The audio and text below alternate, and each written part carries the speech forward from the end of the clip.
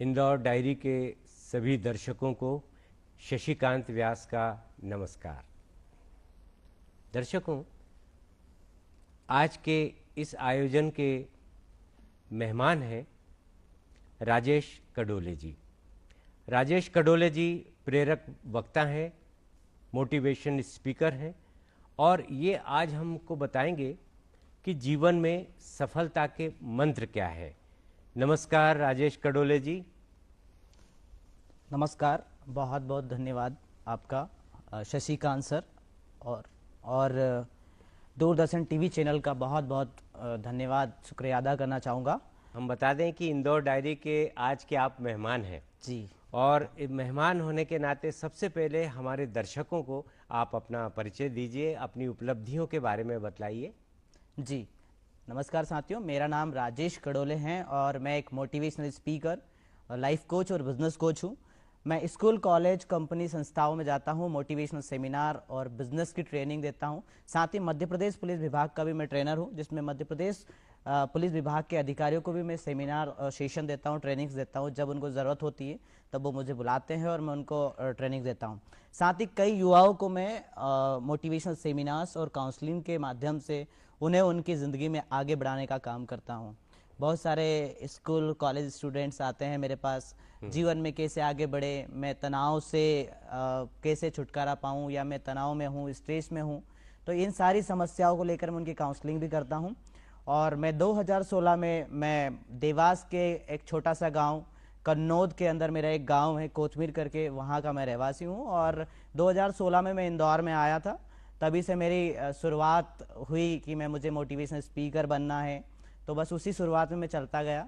समाज में लोग सोचते हैं कि सभी को डॉक्टर, मास्टर और इंजीनियर बनना चाहिए, मतलब एक भेड़ चाल चलनी चाहिए, लेकिन मैंने मेरे जीवन में मेरा करियर सोचा कि मुझे कुछ अलग करना है, डिफरेंट करना है।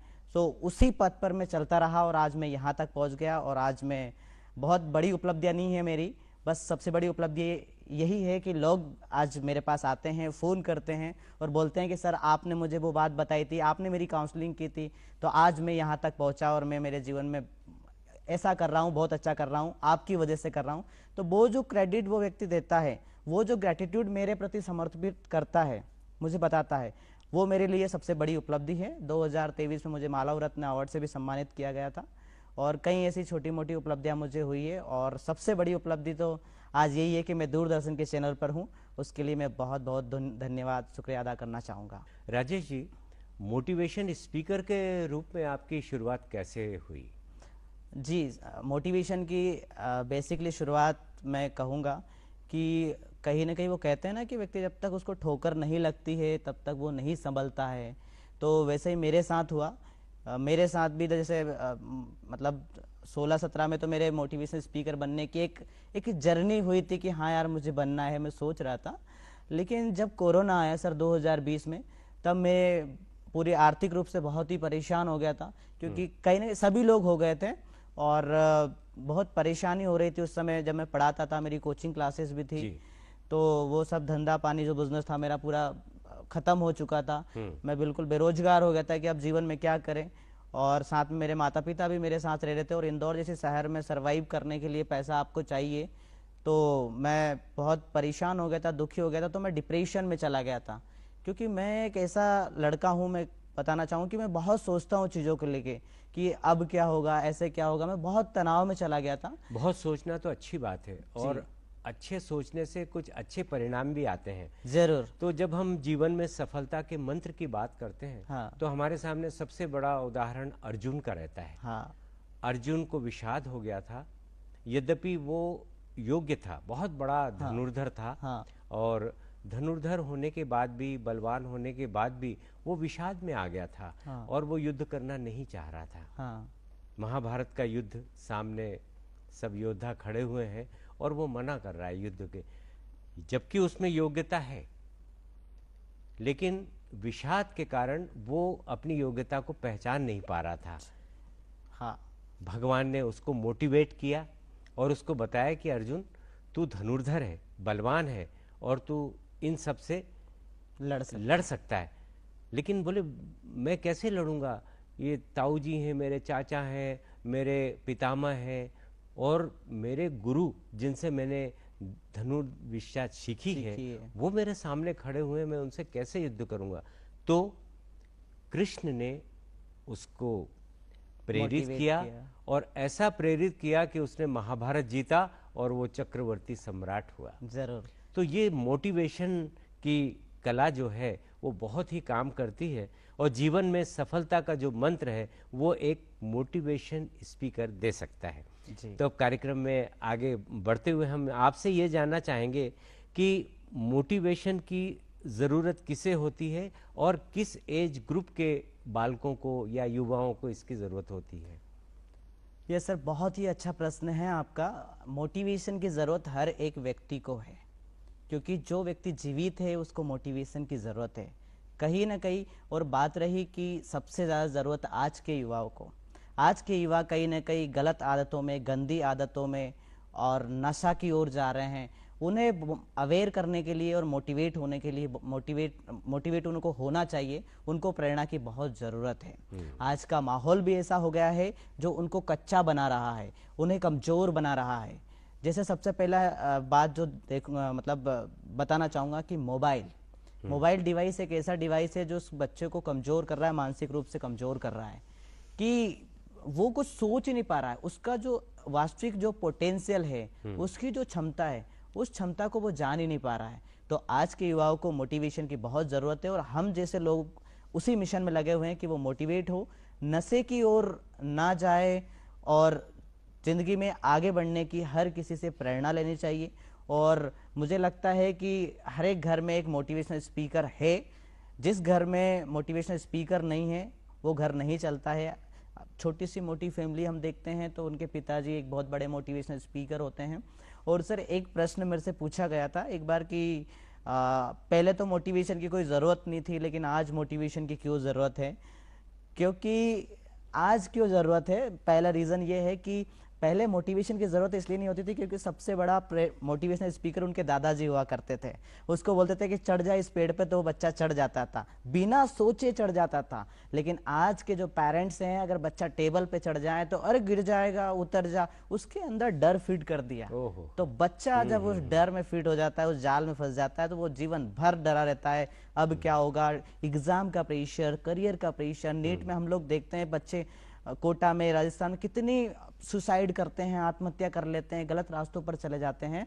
आप सभी युवाओं को, बच्चों को, पेरेंट्स को मैं एक टिप्स देना चाहूँगा कि बच्चों को कभी प्रेशर मत कीजिए, किसी भी चीज़ का ऐसा मत टेंशन लीजिए कि जिससे हमारा जीवन ही हम समाप्त कर दें। और मेरी एक फेवरेट लाइन है कि जीवन में जीवन से महत्वपूर्ण कुछ नहीं है। राजेश जी, मैं यही पूछना चाह रहा था कि तनाव और डिप्रेशन, ये दो शब्द ऐसे हैं कि जिससे बच्चे बहुत जल्दी तनाव में आते हैं। हाँ। तो ये तनाव, डिप्रेशन के मसले आपके उसमें भी आए होंगे। हाँ। और निश्चित रूप से आपने उसका मार्गदर्शन भी किया होगा।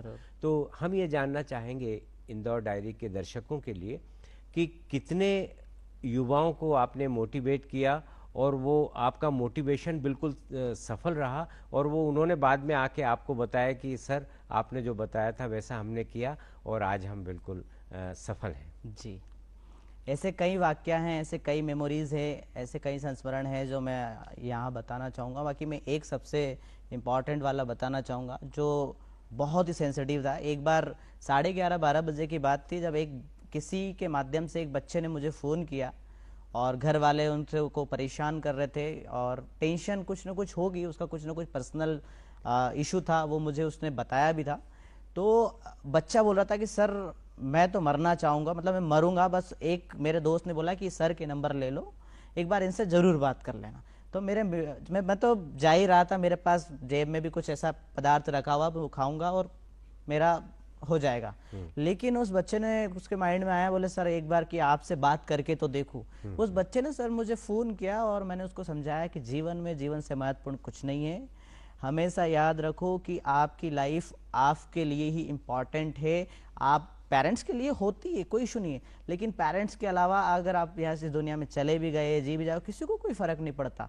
याद रखो आपके पेरेंट्स ने आपको इतना बड़ा किया है, बड़ी उम्मीदें हैं, आप अपने जीवन को ऐसे नष्ट मत करो।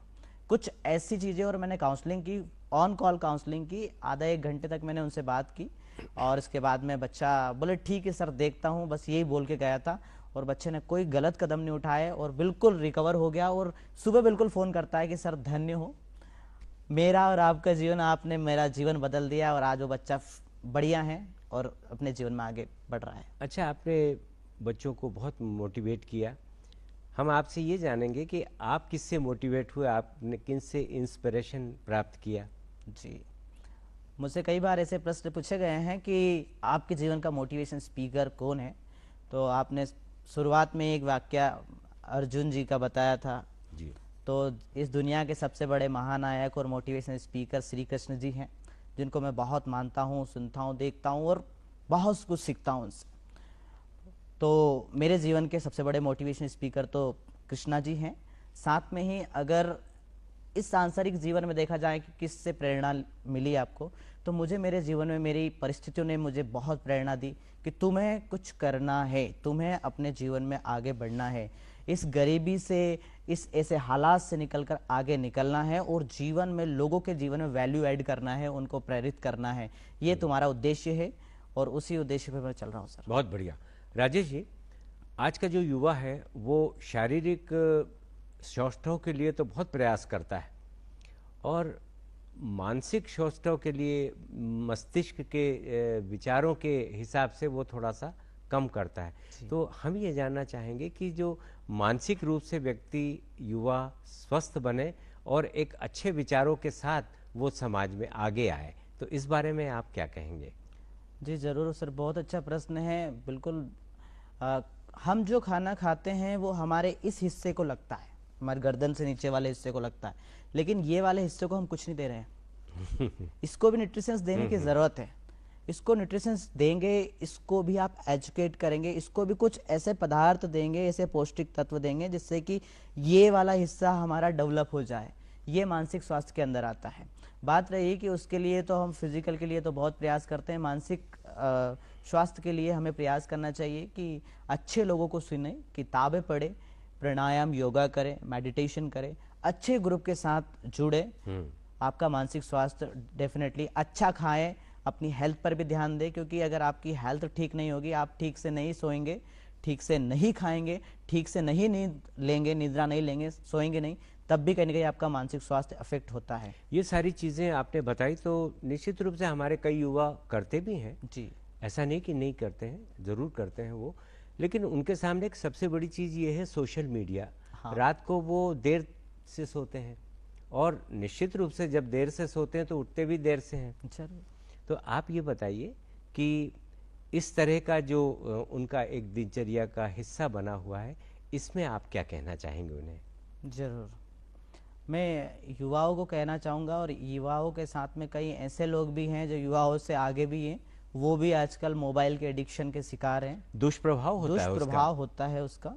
तो युवाओं से मैं कहना चाहूँगा कि पहले तो आप अपने लक्ष्य पर फोकस कीजिए, गोल सेट कीजिए कि मुझे मेरे जीवन में क्या करना है। हर चीज़ ज़रूरी होती है, लेकिन एक समय के बाद में ज़रूरी होती है। राजेश जी, जेनरेशन जी सन 2000 से लेके 2013 तक के बच्चों ने जो जन्म लिया है, वो उन बच्चों में ये देखा जा रहा है कि डिप्रेशन की मात्रा बहुत ज़्यादा हो जाती है और डिप्रेशन, तनाव के कारण वो बड़े परेशान से रहते हैं। तो हम आपसे जानना चाहेंगे कि ये प्रवृत्ति कैसे दूर हो और आने वाले समय में वे सफलता की तरफ कैसे बढ़ें? जरूर। जेन जी के बारे में बहुत सारी चर्चाएं मैंने कई इंटरव्यूज़ और कई सेमिनार में की कि आज का जो जेन जी है, सन 2000 मतलब 1998 से लेके या 2000 से लेके 2013 तक के जेन जी जनरेशन जो है, वो बिल्कुल तनाव में है और बहुत ही बड़ी आलसी है। ऐसा कहते हैं कि बहुत आलस में जीती है। उसका कारण ये है, और बहुत कमज़ोर भी होती है। उसका कारण ये है माहौल। माहौल, अच्छा, बिल्कुल, उसका वातावरण। वातावरण। तो ऐसी नेगेटिव न्यूज़, ऐसे नेगेटिव सोशल मीडिया पोस्ट या इन चीज़ों के कारण व्यक्ति, ये जेन जी जनरेशन पूरी तरह से तनावग्रस्त हो गई है। तो कहना चाहूँगा कि जितनी ज़रूरत की चीज़ें हैं उतनी ही उनके सामने लाई जाए, उतनी ही चीज़ें पेरेंट्स भी ऐसे ही डिस्कस की जाए। आजकल मैं देखता हूँ पेरेंट्स भी, लड़ाई झगड़ा भी होता तो बच्चे के सामने ही शुरू हो जाते हैं। बच्चा उससे भी डिप्रेशन में जा रहा है, उससे भी उसके जीवन में दुष्प्रभाव पड़ रहा है। तो पेरेंट्स से भी कहना चाहूँगा कि जो भी करे व्यक्तिगत रूप से अलग से करे, बच्चों को उसमें इन्वॉल्व ना करे, किसी ऐसी एक्टिविटीज़ में उनको इन्वॉल्व ना करे ताकि वो तनाव में जाए। दूसरा, बच्चों को मोटिवेट करे, इंस्पायर करे, जीवन में आगे बढ़ने की प्रेरणा दे। तीसरा, स्कूल कॉलेजेस को भी बोलना चाहूँगा कि कुछ मोटिवेशनल सेमिनार ऐसे होने चाहिए जिससे बच्चों को महीने में एक बार एक ऐसा बुस्टअप मिले कि वो जीवन में आगे बढ़ने की प्रेरणा ले। बहुत अच्छी बात कही है आपने कि सेमिनार होना चाहिए और इस प्रकार से। तो जो प्रतियोगी परीक्षा में स्टूडेंट बैठ रहे हैं, आईपीएस, आईएएस और भी जो प्रतियोगी परीक्षा हैं उसमें जो बैठ रहे हैं, उनको किस प्रकार से, कहाँ से मोटिवेशन प्राप्त करके एक सफलता के तरफ मूल मंत्र प्राप्त करना चाहिए, तो कुछ टिप्स बताइए आप। जी, प्रतियोगी परीक्षा में तैयारी करने वाले युवाओं को मैं एक टिप देना चाहूँगा। आप अपनी फील्ड का एक इंस्पिरेशन व्यक्ति ढूंढ लीजिए कि ये व्यक्ति ने एक सफलता प्रतियोगी परीक्षा पास की है और बस उसको ही कॉपी करना है, उसको ही ध्यान में रखना है कि उन्होंने कैसे किया मैं वैसा कर लूँगा। वो 12th फुल फेल मूवी एक आई थी मनोज शर्मा जी की, उसमें लोगों ने, युवाओं ने देखकर उनको बहुत इंस्पिरेशन मिला और बहुत अच्छी मूवी थी, अमेजन बहुत शानदार मूवी थी। तो हमें भी हमारी फील्ड में, हमारे क्षेत्र में ऐसे इंस्पिरेशन, ऐसे प्रेरणादायक लोगों को ढूंढकर उनके पथ पर ही हमें चलना है। अलग से कोई रेसिपी या अलग से कोई मूल मंत्र नहीं होता है। राजेश जी, अलग अलग एज ग्रुप में अलग अलग युवा होते हैं। हाँ। तो किस एज ग्रुप में इसकी ज़्यादा ज़रूरत होती है? अभी देखा जाए तो 16 से 25 की उम्र देखी गई है रिसर्च में कि इन लोगों को मोटिवेशन की बहुत ज़रूरत है, क्योंकि ये एक ऐसी उम्र है जो भटकाव वाली उम्र है। मन मचलता है कुछ नए प्रयोजन करने के लिए, कुछ अलग काम, कुछ प्रैक्टिकल करने के लिए। इस उम्र में हमारे जीवन को हमें देखना है, हमारे लक्ष्य पर फोकस करना है। डेफिनेटली आप अपने जीवन में आगे बढ़ेंगे। राजेश जी, आप देवास जिले के कन्नौद को बिलोंग करते हैं जी। तो कन्नौद के माहौल में उस समय आपका बचपन किस तरह से बीता और खुशनुमा माहौल, और आपने जो ज्ञान प्राप्त किया और आज यहाँ इस स्थिति में आप पहुँचे हैं, तो हमारे दर्शकों के लिए आप थोड़ा सा बताइए कि छोटी जगह में रहकर भी सफलता का मूल मंत्र पाया जा सकता है। बहुत अच्छा प्रश्न है, बिल्कुल मेरा दिल खुश हो गया ये प्रश्न आपने बहुत अच्छा पूछा कि जगह मायने नहीं रखती जीवन में आगे बढ़ने के लिए, है ना। आप कहीं भी, कहीं से भी शुरुआत करके अपने जीवन में आगे बढ़ सकते हैं। मैं कहता हूँ मेरे सेमिनार में कि कहाँ से आए हो ये मैटर नहीं करता है, कहाँ जा रहे हो ये मायने रखता है, ये मैटर करता है। मैं मेरे गांव में शुरुआती मेरा जो समय था सर, बहुत ही आर्थिक तंगियों में गुजरा, गरीबी में मेरा जीवन बीता है और मैंने 12वीं तक की पढ़ाई गांव से ही करी। हिंदी मीडियम और सरकारी स्कूल में बिल्कुल टाट पट्टी पे बैठा करता था, पर जीवन में सपना था कि जीवन में कुछ बड़ा करना है, जीवन में लोगों के लिए कुछ करना है, और बस वहीं से एक प्रेरणा मिली और आज यहाँ तक पहुँच गए। मैं बड़ों के आशीर्वाद से, ईश्वर की कृपा से, माता पिता के आशीर्वाद से बहुत अच्छा काम कर रहा हूँ इस क्षेत्र में, और बहुत अच्छा मेरा मिशन और विज़न है, लक्ष्य है कि आज मोटिवेशन की ज़रूरत हर एक बच्चे को है, हर एक युवा को है, और मैं उनके जीवन में बस एक छोटी सी वैल्यू ऐड कर रहा हूँ। अगर कुछ भी उनके लिए कर पाया तो मेरा जीवन और मेरा ये जो आज का जो समय है, मेरा जीवन मेरे लिए सार्थक हो जाएगा। मोटिवेशन स्पीकर का जीवन में बहुत बड़ा रोल होता है, तो सफलता के लिए ऐसे विद्वान मार्गदर्शक को पाने के लिए कैसे खोज करनी चाहिए? कहते हैं ना कि पानी पीजिए छान के और गुरु कीजिए जान के। तो किस प्रकार से हम जाने कि एक अच्छा मोटिवेशन स्पीकर, मार्गदर्शक हमें मिल जाए? जी, बहुत अच्छा प्रश्न है कि क्योंकि मतलब बाज़ार में जाएंगे तो हर एक व्यक्ति मोटिवेट करता है, हर व्यक्ति हमें ज्ञान देता है कि ऐसी सलाह लेनी चाहिए। वो कहते हैं कि सलाह, who is your adviser. Mahabharata में भी यही हुआ था कि आपके सलाहकार कौन है। तो ज़रूर मैं कहना चाहूँगा कि आपका जो सलाहकार है वो सलाहकार ढूंढिए, समझिए कि जिन्होंने अपने जीवन में कुछ उपलब्धियाँ हासिल की हो, जिन्होंने अपने जीवन को व्यक्तिगत अनुभव के रूप में तराशा हो, अपने आप को कुछ बनाया हो, ऐसे गुरु को आप सुनिए, ऐसे गुरु को अपना गुरु मानिए, वो आपका एक अच्छा सलाहकार हो जाएगा। आप ऑटो वाले से मर्सिडीज बेंज या बड़ी कार लेने की सलाह नहीं ले सकते, क्योंकि ऑटो वाले ने सिर्फ जीवन भर ऑटो चलाया है। आप मर्सिडीज बेंज लेना चाहते हैं, बड़ी कार लेना चाहते हैं, तो का जो चला चुका है, जो उसका एक्चुअली पर्सन जो उसको अनुभव कर चुका है, वही आपका एक सही सलाहकार बन पाएगा। आज मोटिवेशन स्पीकर के रूप में यदि कोई अपना करियर बनाना चाहता है तो वो किस प्रकार से आगे आए, क्या क्या तैयारी करे और कैसे वो मोटिवेशन स्पीकर बन सके? जी सर, बहुत अच्छा प्रश्न है। देखो, मोटिवेशनल स्पीकर बनने के लिए ऐसा नहीं है कोई कोर्स है कॉलेज में जाके 3 साल की डिग्री कर लो और मोटिवेशनल स्पीकर बन के, नहीं। आपको बहुत सारी किताबें पढ़ना पड़ेगा, जो कि मैंने पढ़ी है। रातों रात आपको जागना पड़ेगा, तपना पड़ेगा, लोगों से मिलना पड़ेगा, सीखना पड़ेगा, पैसा भी खर्च करना पड़ेगा, और बहुत सारे अनुभव, आपके व्यक्तिगत अनुभव भी आपको लेने पड़ेंगे। बहुत सारी चीज़ें करने के बाद में आप एक मोटिवेशनल स्पीकर बन सकते हैं। राजेश जी, बहुत अच्छी बात बता रहे हैं आप। मेरे मन में ये आया कि आजकल पेरेंट्स बहुत परेशान रहते हैं कि उनका बच्चा कहीं तनाव में तो नहीं चला गया है या तनावग्रस्त तो नहीं हो गया है, और डिप्रेशन की स्थिति तो कहीं बच्चे के साथ नहीं बन रही। पालक बहुत चिंतित रहते हैं। तो इसके कारण क्या है और उसके लक्षण क्या हैं और इसके निवारण के उपाय क्या हैं, इस बारे में आप बतलाइए। जी, ज़रूरी है ये प्रश्न हर एक व्यक्ति के लिए जानना कि डिप्रेशन क्या है, तनाव क्या है। पहली बात तो ये है कि डिप्रेशन क्या है और उसको कैसे पहचाना जाए। पहले समझेंगे डिप्रेशन क्या है, कि जब कोई एक विचार हम बार बार करते हैं तो वो एक हमारे दिमाग में एक रास्ता बन जाता है, वो बार बार वही विचार आता जाता है। एक नेगेटिव थॉट, एक नकारात्मक विचार हमारे दिमाग में जाता है, फिर जाता है, फिर एक तनाव की स्थिति पैदा हो जाती है। जैसे एक बेरोजगार व्यक्ति को बिल्कुल रोजगार की चिंता खाई जाती है, बार बार एक ही विचार आता है। बच्चे के मन में एक डर रहता है कि मार्क्स कम आए तो पेरेंट्स क्या बोलेंगे, मेरे एग्जाम में मैं फेल हो गया तो क्या बोलेंगे। ये एक नकारात्मक विचार उसके बार बार जैसे दिमाग में जाता है, वो एक तनाव घर कर लेता है और उसको अंदर ही अंदर उस व्यक्ति को, उस बच्चे को खोखला कर देता है। तो ये होता है डिप्रेशन, तनाव जिसको हम कहते हैं। अब इसको पहचाने कैसे? नींद ना आना, परेशान रहना, बार बार दिमाग खराब होना, बोलना, मूड स्विंग जिसको बोलते हैं, किसी से बात नहीं करना, है ना, वो एक डिप्रेशन या तनाव के लक्षण जाने जा सकते हैं, पहचाने जा सकते हैं। ऐसी स्थिति में पेरेंट्स को बच्चे को टटोलना चाहिए, देखना चाहिए, चेक करना चाहिए, समझना चाहिए कि मेरे बच्चे को क्या हुआ। बच्चे को स्कूल भेजना, स्कूल फीस जमा करना, जिम्मेदार होना, lunch box, tiffin box bag में रख देना, यही आपकी जिम्मेदारी नहीं होती है।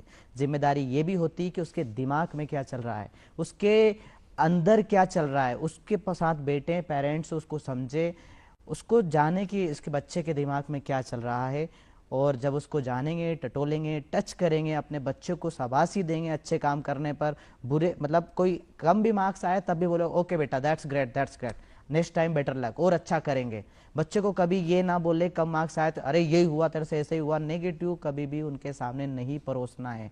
बच्चे के सामने जब भी आपने नेगेटिव बात करी, बच्चा डिप्रेशन या तनाव में चला जाता है। बच्चा कभी भी स्कूल में भी एक ऐसा मेरे से एक बार पूछा गया था कि बच्चे कमज़ोर होते हैं, किसी का दिमाग कम ज़्यादा होता है। किसी का दिमाग कम और ज़्यादा नहीं होता है, सबका दिमाग, सबका सिस्टम सब बिल्कुल सेम होता है। बस वो जो टीचर है या जो पेरेंट्स है उसको कमज़ोर बना देता है कि तू इंग्लिश में मैथ्स है, तू गणित में कमज़ोर है, तू इसमें कमज़ोर है। ऐसा नहीं होता है, बच्चे सभी सेम होते हैं। बच्चे को मोटिवेट करें। अगर बच्चा ऐसा लग रहा है कि मानसिक रूप से परेशान है, उसके साथ बैठे, उसके तनाव को कम करने की कोशिश करें। राजेश जी, आपने सफलता के मंत्र दिए और बहुत अच्छी अच्छी बातें बिंदु के रूप में उभर के सामने आई, आपने उसका निवारण भी दिया। इंदौर डायरी के इस अंक का अब यहीं समापन होता है। अगले अंक में इंदौर डायरी के एक बेहतरीन अंक के साथ में, एक मेहमान के साथ में हम फिर उपस्थित होंगे। दर्शकों, नमस्कार। नमस्कार।